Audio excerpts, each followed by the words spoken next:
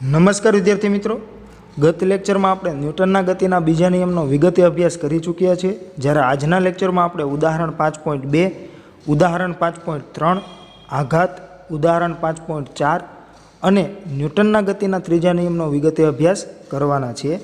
તો વિદ્યાર્થી મિત્રો, આજે આપણે જે કંઈ ટોપિકોનો અભ્યાસ કરવાના છીએ તે દરેક ટોપિક તમારે પરીક્ષાની દૃષ્ટિએ તૈયાર કરવાની જરૂર નથી, કેમ કે તે દરેક ટોપિક આપણા અભ્યાસક્રમમાંથી રદ કરવામાં આવેલા છે, પરંતુ તેને સમજવા ખૂબ જરૂરી છે, કેમ કે આપણે તેનો ઉપયોગ આગળની થિયરીઓ તથા દાખલાઓમાં કરવાના છે। તો ચાલો આપણે સમજીએ। ઉદાહરણ 5.2, 0.04 kg દળ ધરાવતી અને 90 મીટર પર સેકન્ડની ઝડપથી ગતિ કરતી એક બુલેટ એક ભારે લાકડાના બ્લોકમાં પ્રવેશે છે અને 60 સેમીનું અંતર કાપીને અટકી જાય છે। બ્લોક વડે બુલેટ પર સરેરાશ અવરોધક બળ કેટલું લાગે છે? તો વિદ્યાર્થી મિત્રો, અહીંયા તમને બળ શોધવાનું કીધું છે। બળ માટે આપણે લાસ્ટ લેક્ચરમાં સૂત્ર જોઈ ગયા છે ન્યૂટનના ગતિના બીજા નિયમ પરથી, F બરાબર ma અથવા તો કે F બરાબર dp/dt અથવા તો કે F બરાબર k delta p by delta t, અને જ્યાં k છે તેની વેલ્યુ આપણે 1 લેતા હતા, એટલે કે તમે F બરાબર delta p by delta t પણ લખી શકો। પરંતુ અહીંયા જો તમે જોશો તો તમને ખ્યાલ આવશે કે અહીંયા તમને દળ આપેલું છે, તો આપણે F બરાબર ma સૂત્ર પરથી બળ શોધી શકીએ। અને અહીંયા તમને જે બળ કીધું છે તે અવરોધક બળ છે, કેમ કે જો કોઈ લાકડાનો બ્લોક હશે તેમાં બુલેટ જ્યારે પ્રવેશે છે ત્યારે એની કંઈક ઝડપ હશે અને અંદર જઈને શું થઈ જવાની છે? સ્થિર થઈ જવાની છે। તો એની ઝડપ અથવા તો કે વેગમાં શું થયો? ઘટાડો થયો। તો અહીંયા જે કંઈ પ્રવેગ હશે તે કેવો હશે? પ્રતિપ્રવેગ હશે, અને પ્રવેગ જે છે તે આપણે શોધી લઈએ તો તમને બળ મળી જશે। તો પ્રવેગ શોધવા માટે આપણે નિયમિત પ્રવેગી ગતિના સમીકરણોનો અભ્યાસ કરી ચૂક્યા છીએ, તે સૂત્રની મદદથી આપણે પ્રવેગ શોધી લઈશું। તો વિદ્યાર્થી મિત્રો, અહીંયા તમને જો 90 મીટર પર સેકન્ડની ઝડપ આપેલી છે અને બુલેટ જે છે તે લાકડાની બ્લોકની અંદર 60 સેમીનું અંતર કાપીને અટકી જાય છે એવું કીધું છે। તો અંતિમ ઝડપ અથવા તો કે અંતિમ વેગ શું થઈ જશે? 0 મીટર પર સેકન્ડ, અને અહીંયા એક જ દિશાની ગતિ છે। જો ખાસ સમજો વિદ્યાર્થી મિત્રો, આપણે અત્યાર સુધી જે કાંઈ ગતિના પ્રકરણોમાં અભ્યાસ કર્યો ત્યાં તમને ઝડપ કહેતા અને તેને આપણે વેગ તરીકે પણ લઈ શકતા હતા। શું કરવા? કેમ કે આપણે જે કંઈ દાખલાઓ જોયેલા છે તે બધા એક જ દિશાની ગતિ માટે જોયેલા છે, અને આપણે જે કંઈ નિયમિત પ્રવેગી ગતિનો અભ્યાસ કરેલો ને ત્યારે પણ તમને મેં કીધેલું કે એક જ દિશાની ગતિ થઈ રહી છે, એટલા માટે જે કાંઈ રાશિઓ છે તેને તમે અદિશ સ્વરૂપે સરવાળા બાદબાકી કરી શકતા હતા। તો એટલા માટે અહીંયા આપણે સમજીએ અહીંયા તમને કહેવા શું માગે છે। તો વિદ્યાર્થી મિત્રો, સૌપ્રથમ તો આપણે સમજીએ કે આવો કોઈ બ્લોક છે, જ્યારે અહીંયાથી કોઈ બુલેટ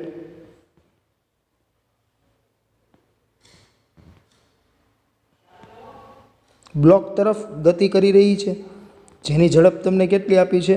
90 મીટર પર સેકન્ડ। જે બુલેટ છે તે બુલેટ આ તરફ ગતિ કરી રહી છે। હવે આ બુલેટ જ્યારે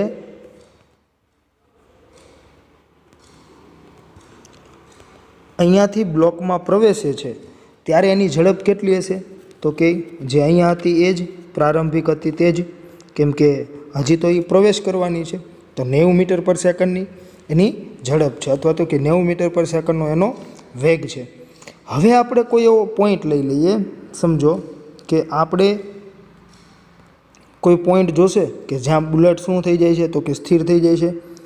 તો એટલા માટે હું તમને એમ કહું કે એ જે કંઈ બુલેટ છે તે આ પોઈન્ટ આગળ સ્થિર થઈ જાય છે। તો અહીંયા બુલેટની ઝડપ અથવા તો કે બુલેટનો વેગ શું થઈ જશે? તો કે v = 0 થઈ જશે, બરાબર છે। તો હવે જુઓ તો આ દરમિયાન જે આપણે બે પોઈન્ટ મળ્યા તમને, બરાબર છે, એ બે પોઈન્ટ વચ્ચેનું ડિસ્ટન્સ કેટલું હશે? એટલે કે આ જે કંઈ ડિસ્ટન્સ છે તે ડિસ્ટન્સ કેટલું હશે? તો કે તમને આપી દીધું છે 60 સેમી। કેટલું કીધું છે? 60 સેમી। તો જુઓ તો આ જે કંઈ 60 સેમી ડિસ્ટન્સ છે, બરાબર છે, તે આપણું શું બની જશે? સ્થાનાંતર। હવે 90 મીટર પર સેકન્ડ જે છે તે આપણા માટે શું બનશે? તો કે પ્રારંભિક વેગ, અને અંતિમ વેગ શું આપેલો છે? તો કે અટકી જાય છે, એટલે કે અંતિમ વેગ થઈ જશે v = 0। તો જુઓ તો વિદ્યાર્થી મિત્રો, તમારી પાસે v0 છે, v પણ છે, અને x અથવા તો કે તમે એવું કહી શકો કે ડી અથવા એસ પણ તમારી પાસે છે. જો હું આને એસ કહી દેતો હોય તો એસ ઇઝ ઇક્વલ્સ ટુ શું થઈ જશે 60 સેમી, પરંતુ તેને આપણે શું કરવા પડશે તો કે મીટરમાં ફેરવવા પડશે એટલે 0.6 મીટર થઈ જશે. તો તમને પ્રવેગ મળી જશે નિયમિત પ્રવેગી ગતિના સમીકરણ પરથી. હવે જુઓ તો અહીંયા તમારી પાસે સ્થાનાંતર છે, અંતિમ અને પ્રારંભિક વેગ છે અને તમારે પ્રવેગ શોધવો છે. તો આપણે નિયમિત પ્રવેગી ગતિનું કયું સમીકરણ વાપરીશું તો કે આપણે એક સમીકરણ એવું જોઈ ગયા છીએ કે જેમાં તમારે અંતિમ વેગ, પ્રારંભિક વેગ, પ્રવેગ અને સ્થાનાંતરનો જ ઉપયોગ થતો હોય. તો એવું સમીકરણ કયું છે તો કે v² minus v02 minus v02 is equals two 2as. તો જુઓ તો વિદ્યાર્થી મિત્રો, અહીંયા તમને v02 ની જગ્યાએ શું આપેલું છે તો કે અહીંયા તમને u² આપેલો છે, બરાબર છે.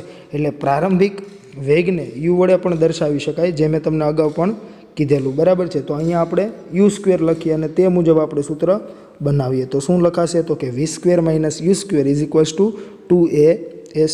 હવે જુઓ તો આપણી પાસે અંતિમ જે કંઈ વેગ છે તેની વેલ્યુ શું છે 0. એટલે સૂત્ર હવે શું રહ્યું માત્ર ને માત્ર તો કે તમારે v² જે છે તે તો નીકળી જશે, એટલે કે minus u² is equals two 2as. તો તમારે શોધવાનું શું છે તો કે પ્રવેગ. તો a ઇઝ ઇક્વલ્સ ટુ શું લખાશે તો કે a is equals to u² minus divide by 2s, બરાબર છે. તો એટલા માટે તમે અહીંયા જોઈ શકો છો તમને સૂત્ર આપેલું છે a is equals to minus u² divide by 2s. હવે જુઓ તો u જે છે એ શું છે તો કે પ્રારંભિક વેગ, તો એ તમને કેટલો આપેલો છે તો કે 90 મીટર પર સેકન્ડ. જો અહીંયા તમને કીધેલું છે તો 90 ગુણ્યા 90 થઈ જશે u² છે એટલે, અને છેદમાં 2 ગુણ્યા s જે છે એ આપણું સ્થાનાંતર થશે 60 સેમી કીધેલું છે, જેને આપણે મીટરમાં ફેરવવું પડશે એટલે શું થઈ જશે 0.6. હવે જુઓ તો અહીંયા તમને જે કાંઈ વેલ્યુ મળેલી છે તે વેલ્યુ મુજબ તમે જો કેલ્ક્યુલેટરમાં ચેક કરશો તો તમને આન્સર મળશે 6750, બરાબર છે. પરંતુ અહીંયા તમને ઋણ મળશે આન્સર. કેમ કે પ્રવેગ જે છે તે જે કંઈ ગતિ થઈ રહી છે તેની વિરુદ્ધ દિશામાં છે, બરાબર. કેમ કે બ્લોકમાં જ્યારે બુલેટ અંદર પ્રવેશે છે ત્યારે તેની અંતિમ ઝડપ અથવા તો કે અંતિમ વેગ છે એ શું છે 0 છે, કેમ કે સ્થિર થઈ જશે ને, કેમ કે બ્લોકમાં તેના વિરુદ્ધ કંઈક બળ લાગતું હશે, બરાબર છે. એટલે અહીંયા પ્રતિપ્રવેગ જે મળે છે એના લીધે તમને અહીંયા માઇનસ નિશાની મળે છે, જે સૂચવે છે કે ગતિની વિરુદ્ધ દિશામાં પ્રવેગ છે. હવે જો તો તમારી પાસે પ્રવેગની વેલ્યુ છે અથવા તો કે તમને પ્રવેગ મળી ગયો છે, તમારે અવરોધક બળ શોધવાનું છે. તો ગતિના બીજા નિયમ મુજબ અવરોધક બળ બરાબર પોઈન્ટ એટલે કે દળ ગુણ્યા પ્રવેગ f બરાબર ma. તો જુઓ તો m જે છે એ કેટલો છે 0.04 kg ગુણ્યા પ્રવેગ જુઓ તો કેટલો છે તો કે માઇનસ 6750 હતા, પણ સર અહીંયા તો પ્લસ 6750 લખેલા છે. તો વિદ્યાર્થી મિત્રો અહીંયા પ્લસ એટલે લખેલા છે કેમ કે આપણે બળનું મૂલ્ય જોઈએ છે, અને અહીંયા જુઓ તમને ચોખ્ખી ચોખવટ કરી દીધી છે કે બીજા નિયમ મુજબ અવરોધક બળ. હવે અવરોધક બળ એવો શબ્દ આવી જાય એટલે આપણે ખ્યાલ આવી જ જશે કે અવરોધક બળ જે હશે તે હંમેશા ગતિની વિરુદ્ધ દિશામાં હોય, બરાબર છે. એટલે નિશાની જે છે એની દિશા જે છે તે આપણે ખ્યાલ જ હશે. તો મૂલ્ય અહીંયા કેટલું થશે તો કે 0.04 kg ગુણ્યા 6750 મીટર પર સેકન્ડ સ્ક્વેર.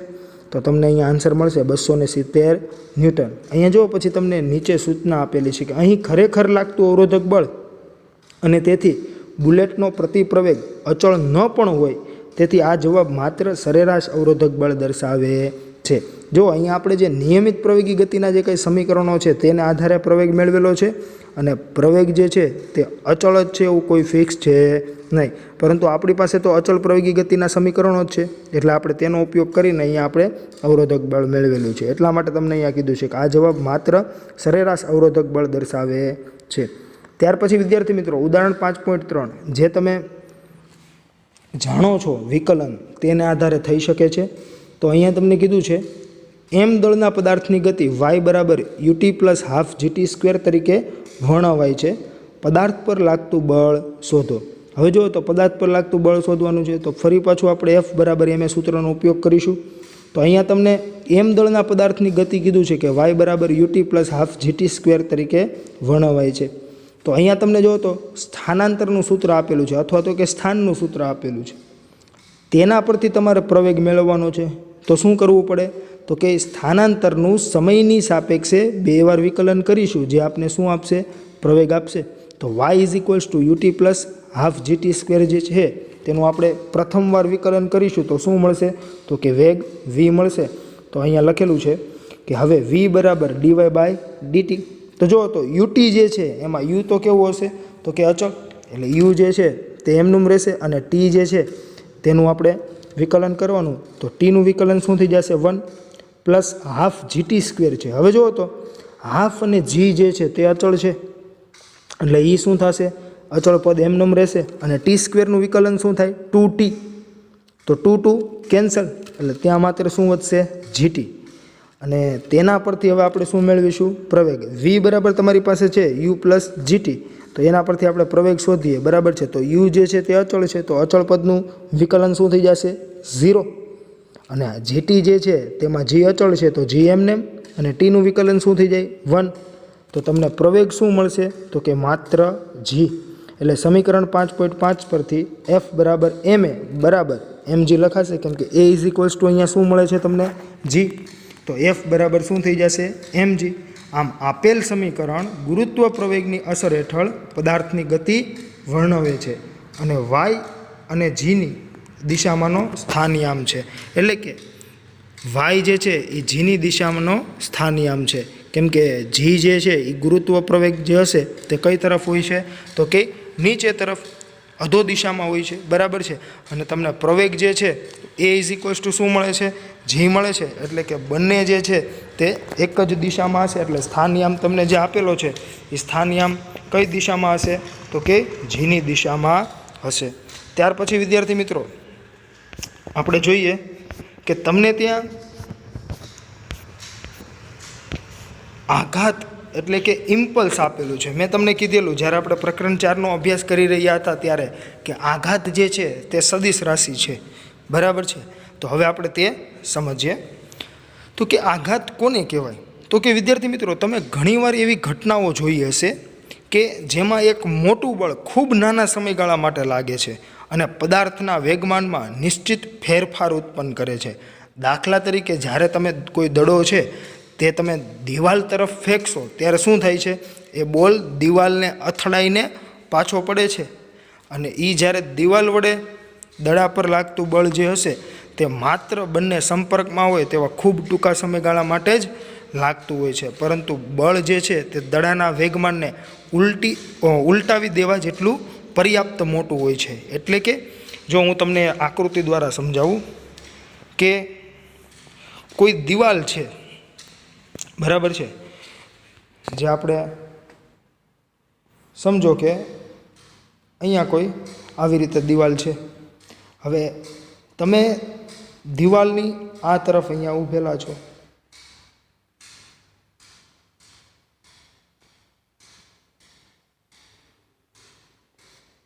હવે તમે જ્યારે અહીંયાથી કોઈ બોલ જે છે તેને ફેંકો છો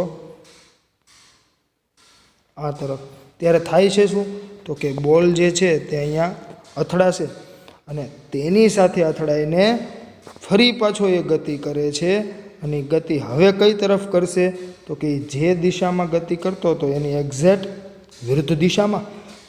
તો જુઓ તો આપણે વેગમાનનો અભ્યાસ કરી ચૂક્યા છે કે P બરાબર mv.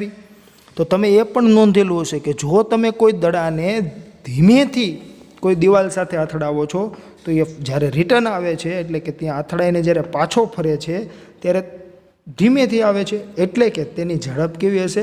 ઓછી હશે, અથવા તો કે તેનું વેગમાન પણ કેવું હશે? ઓછું હશે.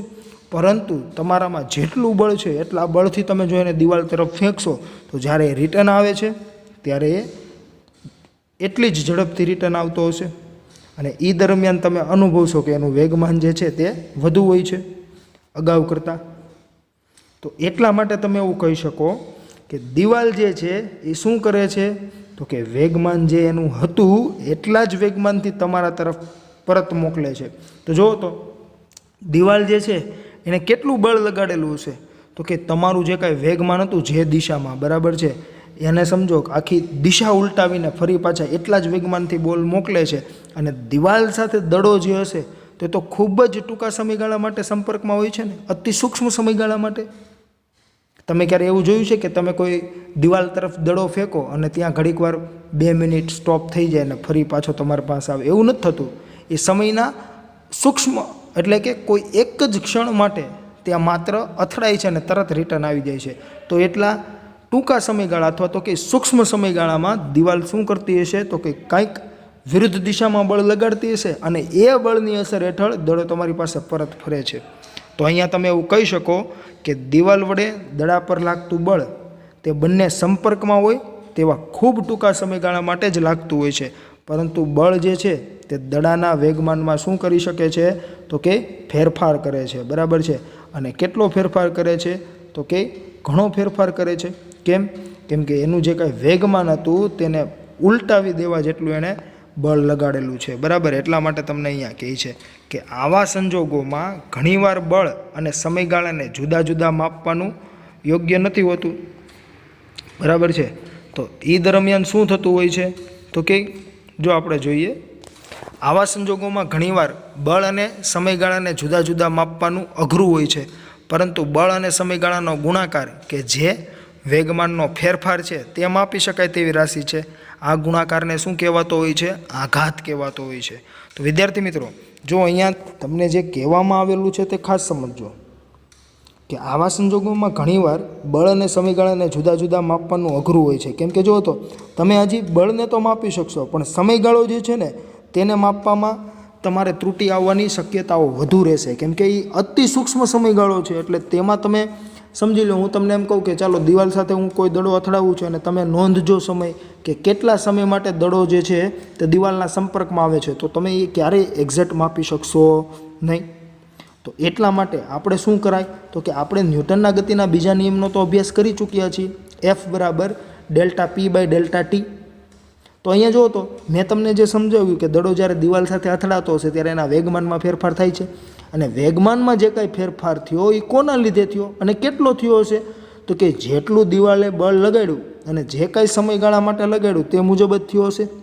તો હું એવું કહી શકું કે હું વેગમાનના ફેરફારને જો માપી શકતો હોય, બરાબર છે, તો એ મને ખ્યાલ આવી જશે. અને એ જે કાંઈ તમારો વેગમાનનો ફેરફાર છે તે ન્યૂટનના ગતિના બીજા નિયમ મુજબ ડેલ્ટા પી બરાબર શું થાય તો કે એફ ઇન્ટુ ડેલ્ટા ટી. તો આ જે કાંઈ એફ ઇન્ટુ ડેલ્ટા ટી જે તમને મળે છે એટલે કે બળ અને સમયગાળાનો ગુણાકાર જે વેગમાનનો ફેરફાર દર્શાવે છે તે રાશિને આપણે શું કહેતા હોઈએ છીએ? આઘાત કહેતા હોઈએ છીએ. બરાબર છે. એટલે તમને અહીંયા આપેલું છે કે આઘાત બરાબર બળ ગુણ્યા સમયગાળો બરાબર વેગમાનમાં ફેરફાર. જો એ ક્યાંથી તમને મળે છે તો કે એ કોઈ એમનેમ લખેલું નથી. આપણે ન્યૂટનના ગતિના બીજા નિયમમાં કીધેલું કે કોઈ પણ પદાર્થના વેગમાનમાં થતા ફેરફારનો દર તે પદાર્થ પર લગાડેલ બાહ્ય બળના સમપ્રમાણમાં અને લગાડેલ બળની દિશામાં હોય છે. તેના પરથી આપણે સૂત્ર મળતું કે F proportional to delta P by delta T અને એફ બરાબર k into delta P by delta T. પરંતુ આપણે કે બરાબર શું લેતા હતા સરળતા માટે? 1. તો અહીંયા તમને જુઓ તો એફ બરાબર શું મળી જશે? Delta P by delta t.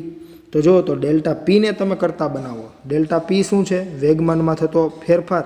તો ડેલ્ટા પી બરાબર એફ ઇન્ટુ ડેલ્ટા ટી. તો જુઓ તો શું થઈ ગયું? બળ ગુણ્યા સમયગાળો, અને ડાબી બાજુ શું મળે છે? વેગમાનમાં ફેરફાર. તો એટલા માટે આઘાત જે છે એ કોને કહેવાય છે તો કે બળ ગુણ્યા સમયગાળાને. તો આઘાત જે છે તે કોના જેટલો કહી શકાય તો કે વેગમાનમાં ફેરફાર જેટલો પણ કહી શકાય. બરાબર છે. એટલે ખાસ તમે સમજો. અને અન્ય રીતે મેં તમને કીધું એ મુજબ કે વેગમાનમાં એટલો જ ફેરફાર થાય કે જેટલા સમયગાળા માટે બળ લાગેલું છે, બરાબર છે, તે બળ અને તે સમયગાળાના ગુણાકાર. તો જુઓ તો ત્યારબાદ તમને કહે છે કે વેગમાનમાં નિશ્ચિત ફેરફાર ઉત્પન્ન કરવા માટે ટૂંકા સમયગાળામાં લાગતા મોટા બળને આઘાતી બળ કહે છે. વિજ્ઞાનના ઇતિહાસમાં આઘાતી બળોને સામાન્ય બળો કરતાં સંકલ્પનાની રીતે જુદા પ્રકારના બળો તરીકે ગણવામાં આવતા હતા.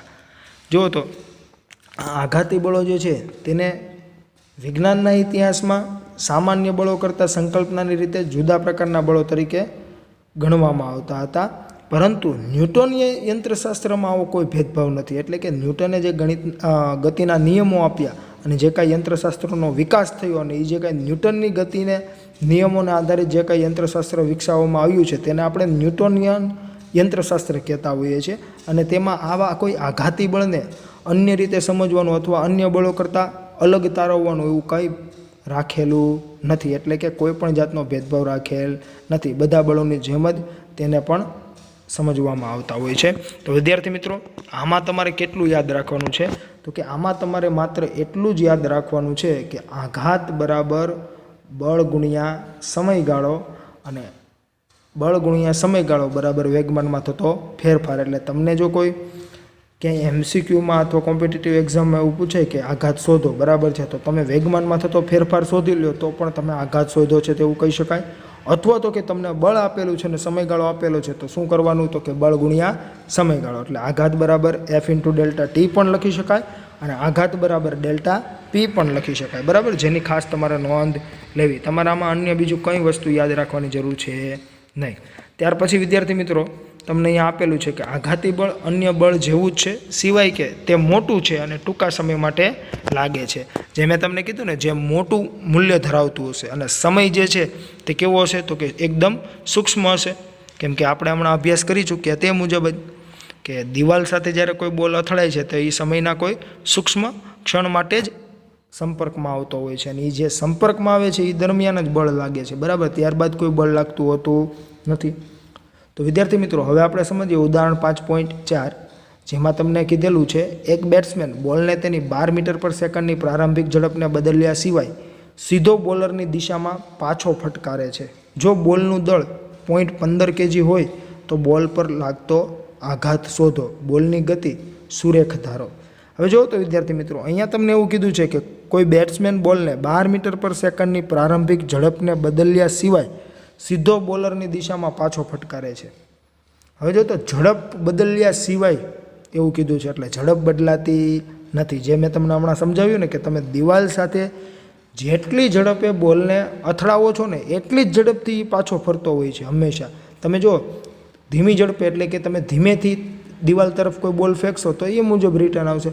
તમે અતિ બળ કરીને ફેંકશો, બરાબર છે, તો એ રીતે પાછો આવતો હોય છે, બરાબર, જે તમે અનુભવી શકો છો અને તે તમે જાણો પણ છો. તો અહીંયા તમને કહી દીધું છે કે જેટલી ઝડપે બોલર બેટ્સમેન તરફ બોલને ફેંકે છે એટલી જ ઝડપથી શું કરે છે? બેટ્સમેન બોલને બોલરની દિશામાં પાછો ફટકારે છે. તો અહીંયા આપને એ તો ખ્યાલ આવી ગયો કે ઝડપ શું છે. પછી તમને એવું કહે છે કે જો બોલનું દળ 0.15 kg હોય, એટલે કે દળ પણ તમારી પાસે છે, તો બોલ પર લાગતો આઘાત શોધો. હવે જો તો વિદ્યાર્થી મિત્રો, આઘાત એટલે મેં તમને કીધું ને કે વેગમાનમાં થતો ફેરફાર, અને વેગમાન એટલે શું? તો કે દળ ગુણ્યા વેગ. તો અહીંયા તમારી પાસે દળ પણ છે અને વેગ પણ છે. જો તો પ્રારંભિક વેગ અને અંતિમ વેગ તો સમાન છે, દળ 0.15 kg છે, પરંતુ અહીંયા તમને એવું કહે છે બોલની ગતિ સુરેખ ધારો. હવે વેગમાન જે રાશિ છે તે કેવી રાશિ છે? તો કે તે સદિશ રાશિ છે. એટલા માટે હવે આપણે અહીંયા શું કરવું પડશે? તો કે એની દિશાને ખાસ નોંધવી પડશે. હું તમને એમ કહું કે બોલને અહીંયાથી બોલર દ્વારા આ તરફ ફેંકવામાં આવે છે અને આ સ્થાને બેટ સાથે તે બોલ અથડાય છે, બરાબર છે. તો આ જે કાંઈ એની ગતિની દિશા થઈ તે પ્રારંભિક થઈ. ત્યારબાદ અંતિમ કેવી હશે? તો કે જ્યારે બેટ સાથે અથડાશે અને ફરી પાછો તે આ તરફ આવવાનો છે. તો જુઓ તો પ્રારંભિક વેગમાન આપણે કહેતા હોય P0, તો આ શું થઈ ગયું? P0 બરાબર mv. અને અંતિમ જે કાંઈ વેગમાન છે તેને જો આપણે P વડે દર્શાવતા હોય તો શું લખી શકાય? P બરાબર -mv. કેમ કે આપણે એક દિશાને ધન લેવી પડશે અને અન્યને શું લેવી પડશે? ઋણ લેવી પડશે, કેમ કે પરસ્પર બંને વિરુદ્ધ દિશામાં છે. તો જુઓ તો mv અને -mv આવું તમને મળતું હશે. તો એટલા માટે અહીંયા તમને આપેલું છે વેગમાનમાં ફેરફાર. જુઓ તો 0.15 × 12 -0.15 × 12. કેમ? તો કે અંતિમ માઇનસ પ્રારંભિક. અહીંયા જુઓ તો અંતિમ જે કાંઈ દિશા જે છે વેગમાનની તે ધન લીધેલી છે અને જે પ્રારંભિક જે છે તેને ઋણ લીધેલી છે. તો પ્રારંભિકને આપણે શું કરતા હોઈએ છીએ? અંતિમમાંથી માઇનસ કરતા હોઈએ છીએ ફેરફાર શોધવામાં, બરાબર. તો તમે જુઓ તો શું કરશો અહીંયા? તો કે હું તમને એમ કહું કે અંતિમ જે છે તે ધન લઈએ, એટલે P - P0, અને P0 છે એને કેવું લેવાનું છે? તો કે ઋણ લેવાના છે, કેમ કે અંતિમ જે છે તે આપણે ધન દિશા લીધી છે. તો પ્રારંભિક માટે શું બની જશે? ઋણ દિશા બનશે. તો તો એટલા માટે હવે જો તો પી પ્લસ P0 થઈ જશે. હવે જો તો બંને માટે વેગ સમાન છે, બંને માટે દળ પણ સમાન છે. તો હું એવું કહી શકું કે 2 ગુણ્યા P અથવા 2 ગુણ્યા P0 જે મારું શું થઈ જશે વેગમાનમાં થતો ફેરફાર, અથવા તો કે 0.15 ગુણ્યા 12 પ્લસ 0.15 ગુણ્યા 12 એટલે 2 ગુણ્યા 0.15 ગુણ્યા 12 એટલે તમને મળી જશે 3.6. અને જો અહીંયા એકમ લખેલું છે ન્યૂટન ઇન્ટુ સેકન્ડ. કેમ? તો કે બળ ગુણ્યા સમયગાળો આપણે લેતા હતા, તો બળનો એકમ શું હોય ન્યૂટન અને સમયગાળાનો એકમ શું હોય સેકન્ડ. એટલે આઘાતનો એકમ શું થઈ જશે ન્યૂટન ઇન્ટુ સેકન્ડ, બરાબર છે. અને વેગમાનમાં ફેરફાર કીધો છે. જો વેગમાનનો એકમ તમને એવું થાય સર કે દળ ગુણ્યા વેગ એટલે કે કેજી ઇન્ટુ મીટર પર સેકન્ડ એકમ થઈ ગયો, કેમ કે દળનો એકમ કેજી અને વેગનો એકમ શું થાય મીટર પર સેકન્ડ. તો એને આધારે પણ તમે ન્યૂટન ઇન્ટુ સેકન્ડ બનાવી શકો, બરાબર. જે આપણે રૂપાંતરણનો અભ્યાસ કરેલો તે મુજબ જો હું તમને એમ કહું કે કેજી ઇન્ટુ મીટર પર સેકન્ડ છે, હવે હું ગુણ્યા કરી દઉં સેકન્ડના છેદમાં સેકન્ડ, તો જુઓ તો છેદમાં શું થઈ ગયું સેકન્ડ સ્ક્વેર અને ગુણ્યા સેકન્ડ. તો જુઓ તો અહીંયાથી તમે આવું લખી શકો કેજી ઇન્ટુ મીટર પર સેકન્ડ સ્ક્વેર ગુણ્યા સેકન્ડ. તો જુઓ તો આ જે છે એ શું થઈ ગયું ન્યૂટન ઇન્ટુ સેકન્ડ. તો એવી રીતે તમને અહીંયા એકમ આપેલો છે. હવે જો અહીંયા કહે છે કે બેટ્સમેનથી બોલરની દિશામાં, આ એવું ઉદાહરણ છે કે જેમાં બેટ્સમેન વડે બોલ પર લગાડેલું બળ તેમજ બોલ અને બેટ વચ્ચેનો સંપર્ક સમય જાણવાનું મુશ્કેલ છે, પરંતુ આઘાત સહેલાઈથી ગણી શકાય છે. એટલા માટે જ આપણે અહીંયા આઘાત શોધેલો છે. ત્યારબાદ વિદ્યાર્થી મિત્રો તમને આપેલું છે ન્યૂટનનો ગતિનો ત્રીજો નિયમ. તો તેમાં તમને કહે છે કે ગતિનો બીજો નિયમ પદાર્થ પર લાગતા બળ અને તેના પ્રવેગ વચ્ચેનો સંબંધ છે. એટલે કે બીજા નિયમમાં આપણે અભ્યાસ કરી ચૂક્યા છીએ કે F બરાબર ma, એટલે બળ અને પ્રવેગ વચ્ચેનો સંબંધ ત્યાં તમને દર્શાવેલો છે. પદાર્થ પર લાગતા બાહ્ય બળનું ઉદ્ગમ શું છે, કયું પરિબળ બાહ્ય બળ લગાડે છે. ન્યૂટનિયન યંત્રશાસ્ત્રમાં આનો સરળ જવાબ એ છે કે પદાર્થ પર બાહ્ય બળ હંમેશા બીજા પદાર્થને લીધે ઉદ્ભવે છે. આપણે જોઈ ગયા છીએ કે બાહ્ય બળ જે કંઈ લાગતું હતું તે અન્ય પદાર્થોને લીધે જ લાગતું હતું, એટલે કે બાહ્ય પરિબળોને લીધે જ લાગતું હતું. અને અહીંયા તમને કહે છે કે એ અને બી એ 2 પદાર્થોની એક જોડ વિચારો, એટલે કે તમે કોઈ 2 પદાર્થો વિચારી લો કે કોઈ પદાર્થ એ છે અને કોઈ પદાર્થ બી છે. બી પદાર્થ એ પદાર્થ પર બાહ્ય બળ લગાડે છે. હવે સહજ પ્રશ્ન એવો થાય કે બદલામાં શું એ પદાર્થ બી પર બાહ્ય બળ લગાડે છે? એટલે કે જો એ પદાર્થ બી પદાર્થ પર બાહ્ય બળ લગાડતો હોય તો શું બી પદાર્થ પણ એ પદાર્થ પર લગાડતો હશે બાહ્ય બળ? એવો તમને પ્રશ્ન થતો હોય તો કેટલાક કિસ્સાઓમાં જવાબ સ્પષ્ટ જણાય છે. તમે એક ગૂંચળા આકારની સ્પ્રિંગને દબાવો, એટલે જો તમને સમજાવવા માટે કીધું છે કે તમે જો કોઈ એક સ્પ્રિંગ લો ગૂંચળા આકારની, એટલે કે આપણે જે નોર્મલી જે કંઈ સ્પ્રિંગ જોતા હોઈએ છીએ તે સ્પ્રિંગ તમે ઘણીવાર અનુભવેલું છે કે તમારી પેનમાં કોઈ સ્પ્રિંગ હોય છે, તે સ્પ્રિંગને તમે અંગૂઠા અને પ્રથમ આંગળી વડે દબાવો છો ત્યારે તમે અનુભવી શકશો કે તમે એક હદ સુધી એને દબાવશો, બરાબર છે, ત્યાં સુધી શું થશે તો કે એનામાં લંબાઈમાં ઘટાડો થશે અને એક મહત્તમ જે ઘટાડો થઈ જશે. ત્યારબાદ તમે તેના પર બળ લગાડશો, તેમ છતાં તેના લંબાઈમાં ઘટાડો થતો નથી. અને ત્યારે તમે તમારી આંગળી પર સામું કંઈક બળ લાગતું હોય તેવું અનુભવો છો. તો આ જે કંઈ સામું બળ જે કાંઈ લાગે છે તેને આપણે શું કહેતા હોઈએ છીએ તો કે સ્પ્રિંગનું પુનઃસ્થાપક બળ કહેતા હોઈએ છીએ. તો જુઓ તો વિદ્યાર્થી મિત્રો, તમે પણ સ્પ્રિંગ પર બળ લગાડો છો અને સ્પ્રિંગ પણ તમને સામું બળ લગાડે છે. એટલા માટે જ તમને અહીંયા એનું ઉદાહરણ આપેલું છે. અને એટલે કહે છે કે તમે એક ગૂંચળા આકારની સ્પ્રિંગને દબાવો તો સ્પ્રિંગ તમારા હાથના બળ વડે દબાય છે. દબાયેલી સ્પ્રિંગ બદલામાં તમારા હાથ પર બળ લગાડે છે અને તમે તે અનુભવી શકો છો. પરંતુ જો મેં તમને સમજાવ્યું એ મુજબ તમે માત્ર અનુભવો છો ક્યારે કે જ્યારે એની લંબાઈમાં મહત્તમ ઘટાડો થાય, એટલે કે શક્ય એટલું તમે જ્યાં સુધી દબાવી શકતા હોય ને ત્યાં સુધી દબાવી દો, ત્યારબાદ તમને એવો અનુભવ થાય છે કે એ સામું બળ લગાડે છે. એ શરૂઆતથી જ સામું બળ લગાડતી હોય છે સ્પ્રિંગ, પરંતુ શરૂઆતમાં જે કાંઈ બળ લગાડતી હોય છે તે બળ તમે અનુભવતા નથી કેમ કે તે ઓછા મૂલ્યનું હોય છે. હવે જેમ જેમ તમે બળ વધારશો ને એમ એનું બળ પણ વધશે અને એટલા માટે ત્યારબાદ તમને તેનો અનુભવ થતો હોય છે.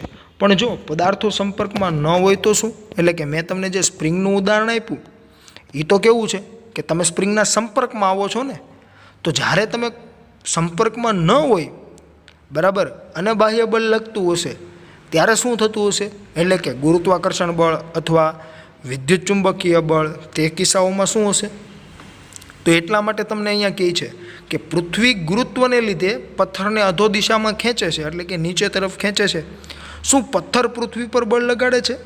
એટલે કે પથ્થરે જો પૃથ્વીને ખેંચતો હશે? તો કે આનો જવાબ સ્પષ્ટ એટલા માટે જણાતો નથી કે પથ્થર જે છે તેની સાઇઝ એટલે કે તેનું પરિમાણ પૃથ્વીના પરિમાણ કરતાં કેવું હશે? અતિ નાનું હશે. એટલે પથ્થરનું દળ કેવું હશે? ઓછું હશે. અને આપણે કીધેલું અગાઉ કે ગુરુત્વાકર્ષણ બળ જે છે તે પદાર્થના દળને લીધે લાગતું હોય છે. એટલે જો તો જેનું દળ અતિ સૂક્ષ્મ હશે અથવા તો કે જેનું દળ ઓછું છે અન્ય પદાર્થની સાપેક્ષે ઘણું ઓછું હોય બરાબર છે, તો એની અસર તમને સામેના પદાર્થ પર ન જોવા મળે, પરંતુ જેનું દળ ખૂબ વધુ છે તેની અસર તમને ઓછા દળવાળા પદાર્થ પર સહેલાઈથી જોવા મળતી હોય છે. એટલા માટે જ તમને અહીંયા કહે છે જુઓ કે આપણને પથ્થરની પૃથ્વી પર થતી અસર દેખાતી નથી. ન્યૂટનના મત મુજબ જવાબ છે હા, પથ્થર પૃથ્વી પર તેટલું જ બળ વિરુદ્ધ દિશામાં લગાડે છે.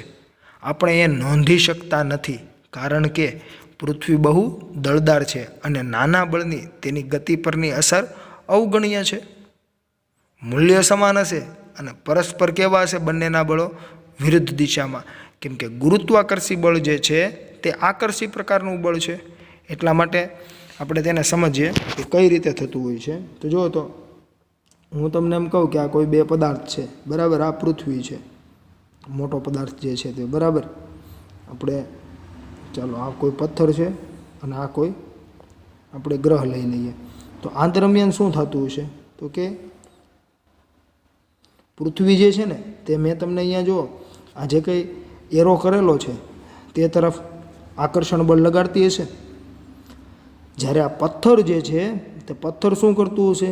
તો કે ગુરુત્વાકર્ષણ બળ તો આકર્ષી પ્રકારનું છે, એટલે પથ્થર પણ પૃથ્વીને આમ પોતાના તરફ આકર્ષવાનો પ્રયત્ન કરતો હશે.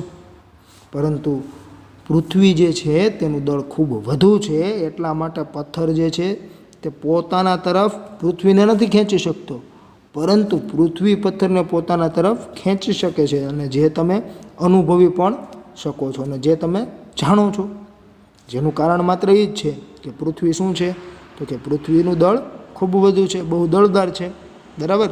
એટલે ખાસ સમજવું, કેમ કે વિશ્વમાં રહેલું કોઈ પણ બળ જે છે ને એ એકલું અટોલું ન હોઈ શકે બરાબર, કેમ કે બળ જે છે એ હંમેશા જોડમાં જ લાગતા હોય છે. એટલા માટે તમને અહીંયા કહે છે કે આપણે એ નોંધી શકતા નથી કારણ કે પૃથ્વી બહુ દળદાર છે અને નાના બળની તેની ગતિ પરની અસર અવગણ્ય છે. એટલે જે પથ્થર દ્વારા જે કાંઈ બળ લાગતું હશે બરાબર છે તેની અસર શું હશે? અવગણ્ય હશે પૃથ્વી પર. તો એટલા માટે તમને અહીંયા કહે છે આમ ન્યૂટોનિયન યંત્રશાસ્ત્ર મુજબ કુદરતમાં બળ કદી એકલું અથવા તો કે એકાકી હોતું નથી. બળ એ બે પદાર્થો વચ્ચેની પરસ્પર આંતરક્રિયા છે. એટલે કે બળ જે છે એ બે પદાર્થો વચ્ચેની આંતરક્રિયા, એટલે કે એકબીજા પર બળ હંમેશા સાથે જ લગાડતા હોય છે, એટલે કે બળો હંમેશા જોડમાં જ લાગે છે. વળી બે પદાર્થો વચ્ચેના પરસ્પર બળો હંમેશા સમાન અને વિરુદ્ધ દિશામાં હોય છે. આ ખ્યાલને ન્યૂટને ગતિના ત્રીજા નિયમમાં રજૂ કર્યો.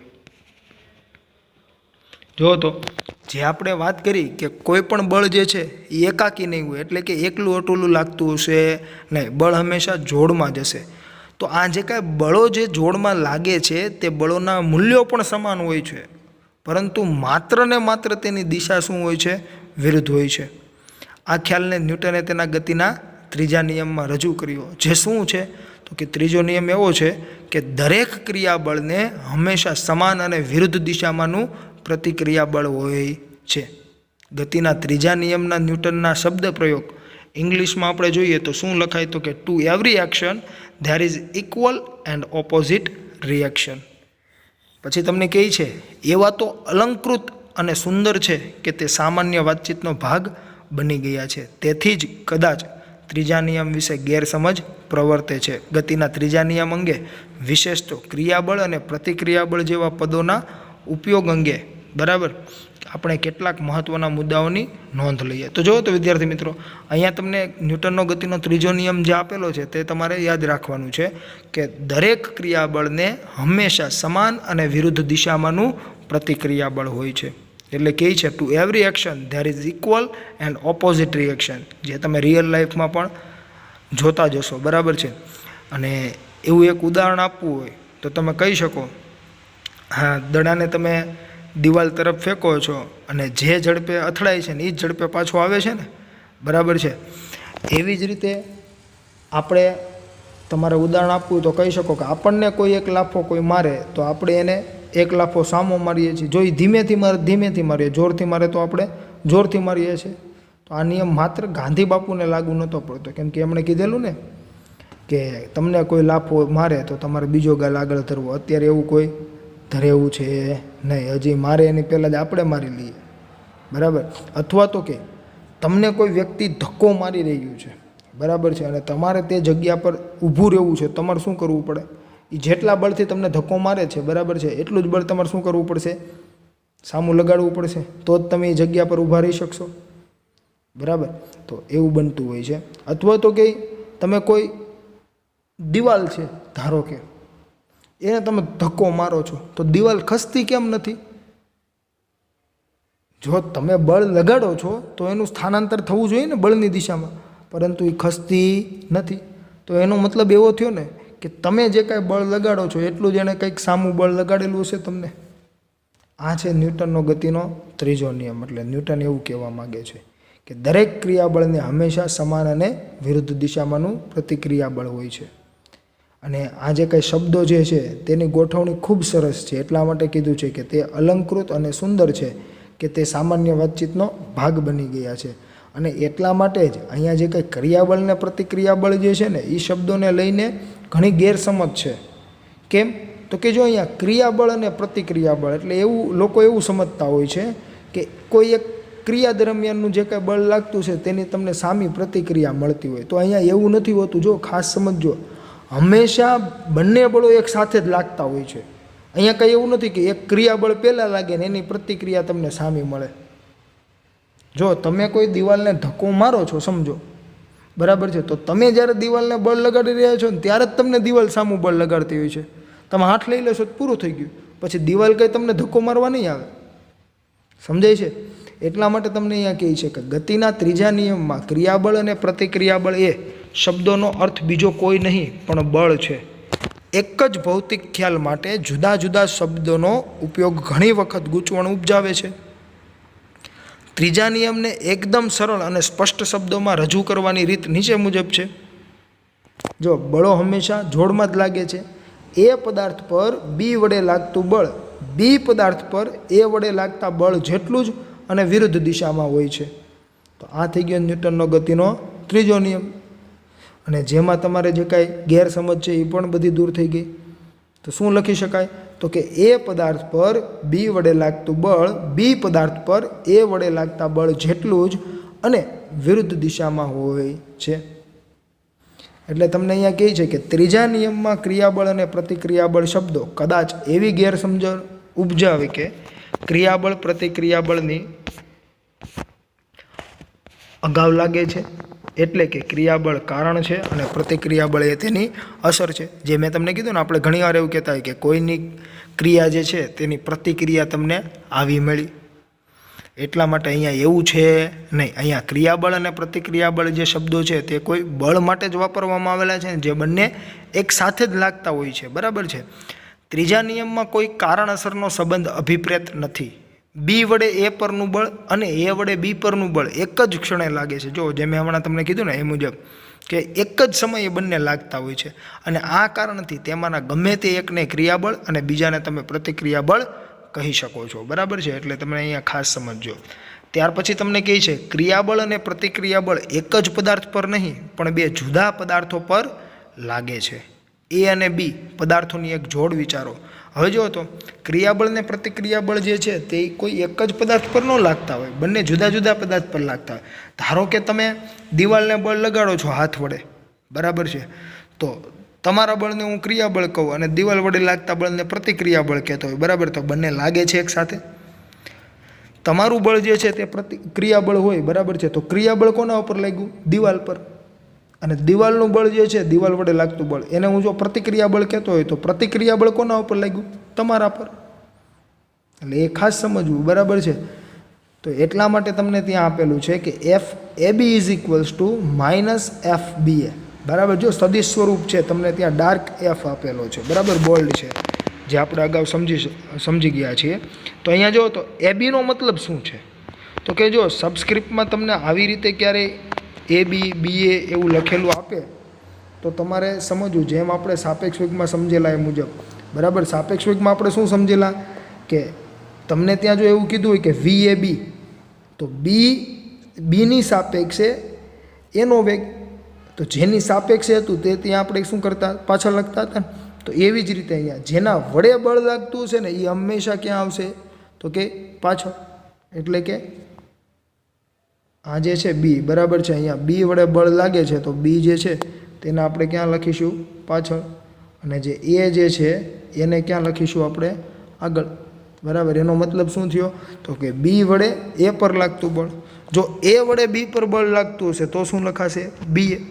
જેની ખાસ નોંધ લેવી, જેના વડે બળ લાગે છે તે પછી લખવાનું અને જેના પર બળ લાગે છે તે પહેલાં લખવાનું, બરાબર છે. એટલે બી વડે એ પર લાગતું બળ તો કે એફ એ બી, એ વડે બી પર લાગતું બળ તો કે એફ બી એ. તો અહીંયા તમે F A B is equals to minus F B A પણ લખી શકો, અથવા તો કે F B A is equals to minus F A B પણ લખી શકો. કેમ કે આપણે હમણાં ચર્ચા કરી ચૂક્યા છીએ, મૂલ્ય બંનેના સમાન છે પરંતુ માત્ર દિશા કેવી હશે? વિરુદ્ધ હશે. આથી જો આપણે કોઈ એક પદાર્થની ગતિનો વિચાર કરતા હોઈએ તો બેમાંનું એક જ બળ ગણવાનું છે. બે બળોનો સરવાળો કરીને ચોખ્ખું બળ શૂન્ય થાય છે એમ કહેવું ભૂલ ભરેલું છે. જો અહીંયા ખાસ સમજો, જો આપણે કોઈ એક પદાર્થ એ અથવા બીની ગતિનો વિચાર કરતા હોઈએ તો બેમાંનું એક જ બળ ગણવાનું છે. બે બળોનો સરવાળો કરીને ચોખ્ખું પરિણામી બળ શૂન્ય થાય છે એમ કહેવું ભૂલ ભરેલું છે. કેમ કે તમે જો તો હું એમ કહું છું કે કોઈ એક જ પદાર્થ ગતિ કરી રહ્યો છે, બીજો પદાર્થ તો સ્થિર છે, તો બળ એક જ વડે લાગેલું હશે ને, બરાબર. બે વડે લાગેલું હશે નહીં. કેમ કે તમને એક માટે જ ગતિ મળે છે અને બીજા માટે તો ગતિ મળતી નથી. એટલે એકનો પ્રવેગ શું હશે? શૂન્ય, બરાબર છે. તો એના માટે તમને કોઈ બળ મળતું હશે નહીં. એટલે તમને અહીંયા એવું કીધું છે.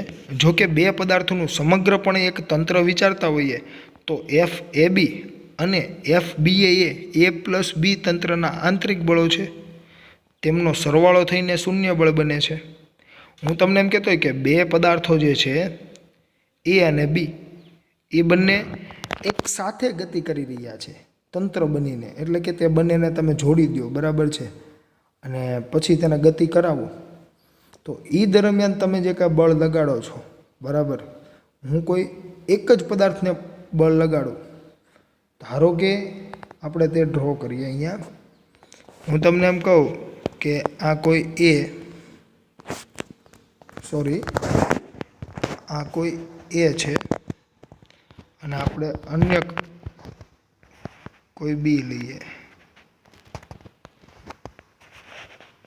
આ બી છે. જો હવે આ તંત્ર બની ગયું કેમ કે બંને સાથે છે એકદમ.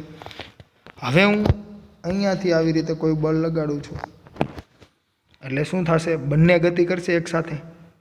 હવે આ ગતિ જે છે એ આખી તંત્રની ગતિ થશે. તો જો તો તમે તો અહીંયા કોના પર બળ લગાડો છો? તો કે માત્ર આના પર બળ લગાડો છો, બરાબર છે. તો એના પર બળ લગાડો છો તેમ છતાં ગતિ તો તંત્રની થઈ ને. તો આના પર લગાડેલું બળ જે છે તે કોના પર લાગતું હશે? તો કે જો હું એને એ કહેતો હોય આ બ્લોકને અને આ બ્લોકને હું બી કહેતો હોઉં, બરાબર છે, તો તમે એ પર બળ લગાડો છો પણ એ બળ બી પર પણ લાગતું હશે. તો એવી જ રીતે બી પણ એ પર બળ લગાડતો હશે ને, તો સામસામું બળ એ શું થઈ જતું હશે? આંતરિક બળ શૂન્ય થઈ જતું હશે. એટલે માત્ર તમને અસર કેની જોવા મળે છે? તો કે તમે જે કાંઈ અહીંયા બાહ્ય બળ જે એફ લગાડેલું છે ને, બરાબર છે, તેની જ તમને અસર જોવા મળતી હોય છે. ને એ તે બળની અસર હેઠળ જ તે બંને બ્લોક જે છે તે એક તંત્ર બનાવીને આ તરફ ગતિ કરતા હોય છે, જેની તમારે ખાસ નોંધ લેવી. તો આમ પદાર્થમાં અથવા કણોના તંત્રમાં આંતરિક બળોની જોડ નાબૂદ થાય છે. આ મહત્વની હકીકતને લીધે ગતિનો બીજો નિયમ પદાર્થ અથવા કણોના તંત્ર પર પણ લાગુ પાડી શકાય છે. એટલે કે કોઈ પણ પદાર્થ હશે, બરાબર છે, તેની ગતિ થતી હશે તો એ જે તે બાહ્ય બળની અસર હેઠળ જ થતી હશે. આપણે હંમેશા આંતરિક બળોને ધ્યાનમાં લેશું નહીં, કેમ કે આંતરિક બળો જે છે, બરાબર છે, તે નાબૂદ થઈ જતા હોય છે. અને કેમ નાબૂદ થઈ જતા હોય છે કોઈ પણ તંત્રમાં, બરાબર છે, તે જ્યારે આપણે દ્રઢ પદાર્થની ગતિ માટેની ચાક ગતિ સમજીશું, એટલે કે 7મું પ્રકરણ સમજીશું, ત્યારે આપણે વિગતે અભ્યાસ કરવાના છીએ. તો ત્યારે આપણે તે જોશું. તો વિદ્યાર્થી મિત્રો, અહીંયા ન્યૂટનના ગતિના ત્રીજા નિયમનો અભ્યાસ આપણો પૂર્ણ થયો. તો ન્યૂટનના ગતિના નિયમમાં તમારે શું યાદ રાખવાનું છે? તો કે દરેક ક્રિયાબળને હંમેશા સમાન અને વિરુદ્ધ દિશામાંનું પ્રતિક્રિયાબળ હોય છે. અને ખાસ તો જે તમને અહીંયા સરળ ભાષામાં કીધું ને કે બળો હંમેશા જોડમાં જ લાગે છે. એ પદાર્થ પર બી વડે લાગતું બળ બી પદાર્થ પર એ વડે લાગતા બળ જેટલું જ અને વિરુદ્ધ દિશામાં હોય છે. તે શું છે? આપણો ન્યૂટનનો ગતિનો ત્રીજો નિયમ, બરાબર, જે તમારે ખાસ યાદ રાખવું. અને અન્ય વસ્તુ એક એ યાદ રાખવી કે ક્રિયાબળ અને પ્રતિક્રિયાબળ જે છે ને, બરાબર, એ બંને એક સાથે જ લાગતા હોય એક જ સમયે, બરાબર છે. કોઈ પહેલાં લાગે અને તેની પ્રતિક્રિયા તમને તેની પછી મળતી હોય છે, તેવું હોતું નથી.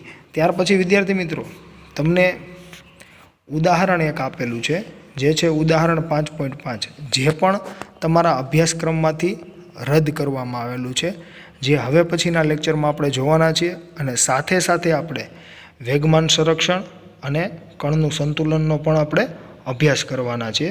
તો જે હવે પછીના લેક્ચરમાં અભ્યાસ કરીશું. અને આ લેક્ચરમાં આપણે જે કાંઈ અભ્યાસ કર્યા છીએ તે મેં તમને કીધું કે તમારે પરીક્ષાની દ્રષ્ટિએ કંઈ તૈયાર કરવાની જરૂર નથી, પરંતુ ન્યૂટનનો ગતિનો ત્રીજો નિયમ શું છે તેનો તમને ખ્યાલ હોવો જરૂરી છે. અને તેમાં ક્રિયાબળ અને પ્રતિક્રિયાબળ જે છે તે એક સાથે લાગતા હોય છે, જેની તમારે ખાસ નોંધ લેવી. ત્યારબાદ આપણે આઘાતનો અભ્યાસ કર્યો, તેમાં પણ મેં તમને હમણાં જ કીધું અગાઉ તે મુજબ કે આઘાત બરાબર શું થશે? તો કે બળ ગુણ્યા સમયગાળો, અને આઘાત બરાબર વેગમાનમાં ફેરફાર. તમને જો ક્યાંય આઘાત શોધવાનું કીધેલું હોય અને બળ આપેલું હોય તો તમે બળ ગુણ્યા સમયગાળો કરી શકો, અથવા તો તમને વેગમાન મળે એમ છે, બરાબર, અંતિમ ને પ્રારંભિક, તો વેગમાનનો ફેરફાર શોધી લ્યો, અને જેટલો વેગમાનમાં ફેરફાર થાય તેટલો જ આઘાત હોઈ શકે, બરાબર છે. અને જે આઘાત આપણે જે સમજ્યા તેમાં પણ મેં તમને કીધેલું કે તમે કોઈ દડાને દિવાલ તરફ ફેંકો છો તો દડો જે છે તે દિવાલ સાથે અથડાઈને તમે જેટલી ઝડપે ફેંકેલો છે તેટલી જ ઝડપે પરત ફરે છે. એટલે કે તેનું વેગમાન બદલાતું નથી, પરંતુ વેગમાનની દિશા બદલાય, એટલે કે મૂલ્ય નથી બદલાતું, જો માત્ર દિશા બદલાય છે.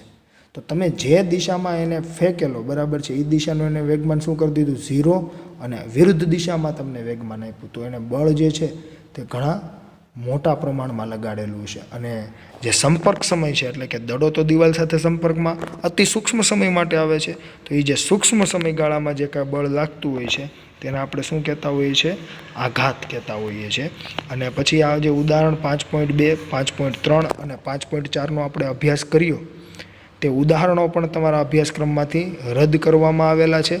તો વિદ્યાર્થી મિત્રો, તમારે આજના લેક્ચરમાં માત્ર આઘાત કોને કહેવાય, બરાબર છે, અથવા તો કે આઘાત બરાબર બળ ગુણ્યા સમયગાળો અને આઘાત બરાબર વેગમાનમાં થતો ફેરફાર અને ન્યૂટનના ગતિના ત્રીજો નિયમ શું છે, અને ક્રિયાબળ અને પ્રતિક્રિયાબળ જે છે તે એક જ સમયે લાગતા હોય છે, જે બંને બળો માટે જ પ્રયોગ કરવામાં આવેલા છે, બરાબર છે. એમાં કોઈ એવું નથી કે કોઈ ક્રિયા થતી હશે એ દરમિયાન લાગતું બળ જે છે તેને ક્રિયાબળ કહેવાય, ને તેની સામે કોઈ રિએક્શન આવતી હશે એને પ્રતિક્રિયાબળ કહેવાય. એટલે એવું અહીંયા કંઈ છે નહીં, બરાબર. બંને બળ જ છે, જે બંને એક સાથે જ લાગે છે, એક જ સમયે લાગે છે, બરાબર છે.